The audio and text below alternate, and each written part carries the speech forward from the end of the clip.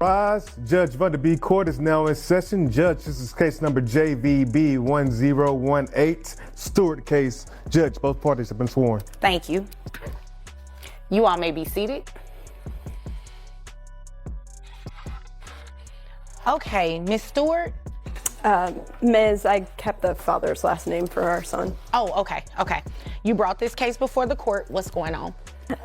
We were married, got a divorce a couple of years back. The last 6 years of our son's life, our son's 6, have been not easy, but between us, we're pretty amicable. We get along, and a lot of decisions we make together for our son.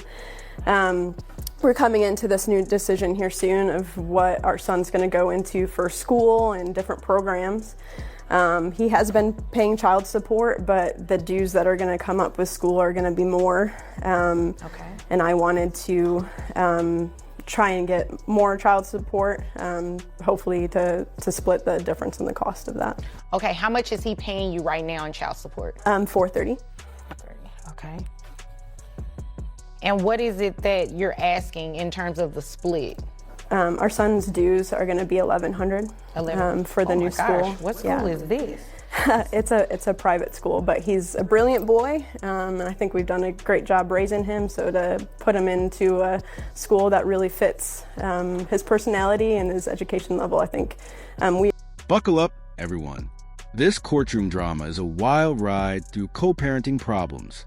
A divorced couple usually gets along, but things go sideways when tuition and child support clash.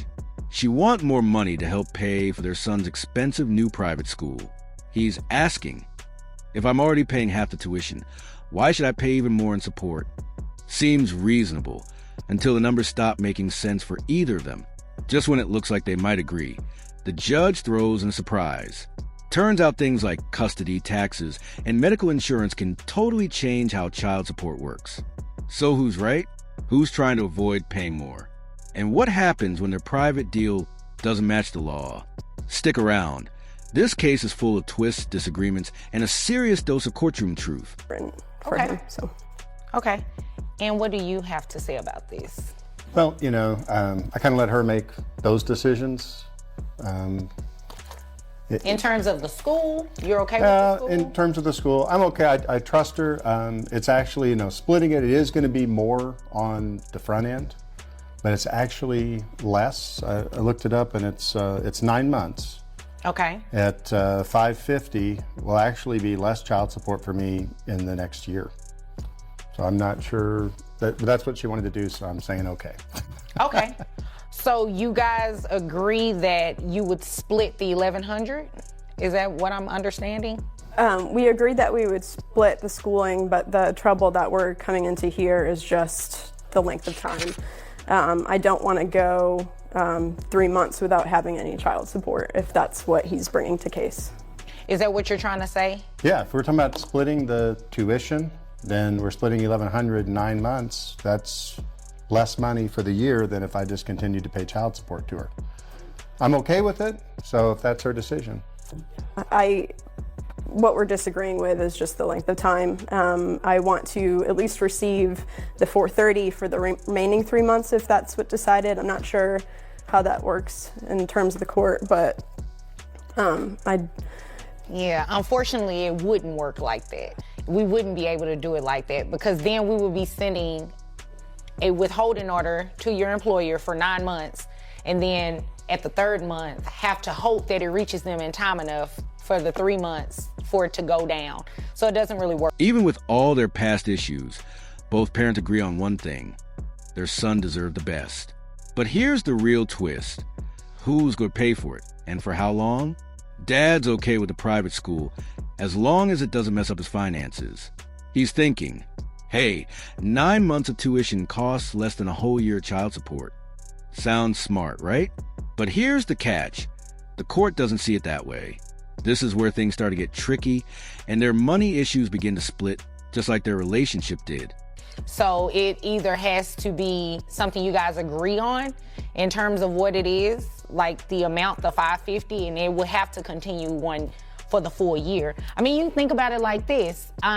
Those 3 months, there are going to be things that your son will probably need while he's with mom that she will be able to get. Yeah. Definitely daycare. I mean, that's still. I understand she has expenses, but so basically, if she decides that he's going to go to a private school, my child support is going to be raised 12 months a year, even though that's a 9-month decision. Yeah, because it has to extend through the entire year.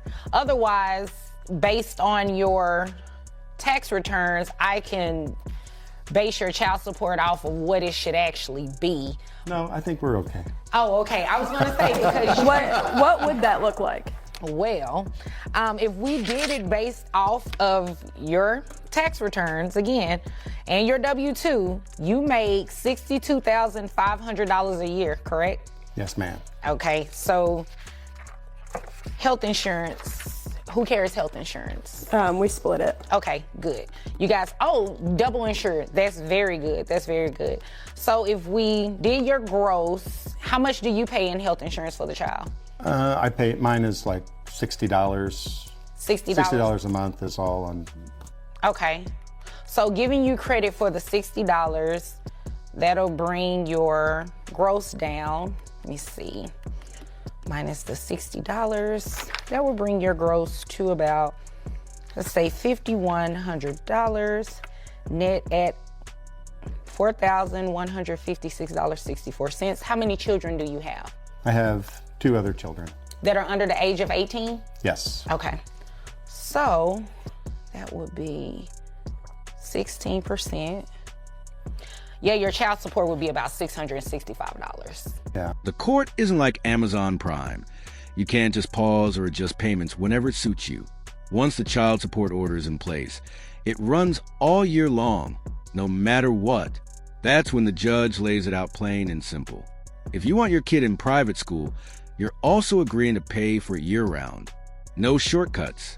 It's a tough truth, but it shows how the legal system values stability over what's convenient. So what would you do? Stick with the steady support payments or push for the school change even if it costs more? I'm okay with I'm okay with the $550? The $550. I think the $550 is good too. I think it's good too. And I mean, you guys will be splitting the tuition essentially. Since your insurance is better than mine, just because of your occupation, is there something?